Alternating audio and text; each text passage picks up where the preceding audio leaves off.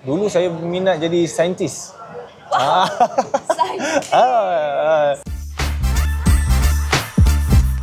Assalamualaikum. Hai, saya Adam Nur Azlin. 5 minit bersama saya. Syukur Alhamdulillah, saya kata perjalanan daripada awal karier profesional bermula 2012-2013 macam tu bersama skuad Harimau Muda dan balik ke Selangor pada tahun 2016 dan bersama Johor selama 6 tahun dan juga Pahang setahun dan juga sekarang bersama KL. Pemain-pemain yang berada di situ tidak dinafikan semua mempunyai credibility dan juga ability yang cukup baik dan kita sedia maklum memang pasukan salah satu pasukan yang terkuat, tapi bagi saya membawa segala pengalaman yang ada bersama dengan pasukan KL pada tahun ini, insya-Allah jika setiap kali diturunkan akan memberikan aksi yang terbaik. Secara peribadi saya beraksi di ACL first game saya ketika menentang Kashima. Itu yang kata saya starting so itu adalah kenangan untuk saya untuk as a ZDT player. Bagi saya bukan mudah untuk satu pasukan mengekalkan rekod tanpa kalah sebab itu memerlukan kerja sepasukan yang sangat baik.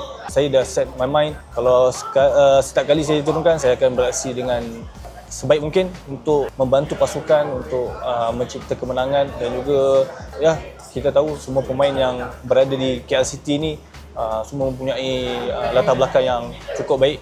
Untuk mengekalkan rekod kita ni kita kena beraksi dengan 200%. Kita kena memberikan siapa pun yang akan bermain beraksi kena memberikan aksi yang terbaik untuk membantu pasukan dan juga follow segala instruction yang coach telah berikan dan juga menggunakan segala peluang yang ada untuk menjadikan gol. Bagi saya, ya saya ada expectation tinggi sebelum saya lihat list dan sebelum datang kita dah tengok tim ni boleh pergi jauh. So apa yang saya expect tu alhamdulillah buat masa ni masih terbukti dan juga saya harap dia akan berterusan sampai habis liga. As a player, saya just do my job. Kalau saya dapat diberi peluang main, apa-apa game pun saya akan memberikan yang terbaik dan juga menggunakan segala pengalaman yang ada untuk saya mengekalkan prestasi saya. Kalau saya midfielder sah. Saya nak Iniesta. Wow. Saya nak Iniesta. Yes. Mungkin Daniel Amir kot. Kita tahu sebab kita daripada 2018-17 tu yang prime time tu.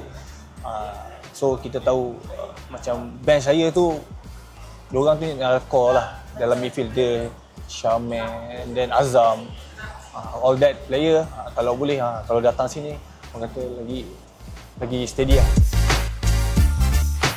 Saya random, saya kadang nasyid, kadang saya baca lagu lama-lama jiwang kita layan perasaan.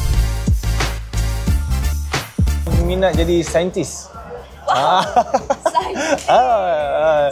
Saya kalau jawab, saya apa? Saintis itulah itu yang saya bukan maksudnya tu cita-cita lah, impian lah. Pada ketika saya umur bawah 12 tahun tu macam terlampau sangat sukakan benda-benda yang kita untuk apa?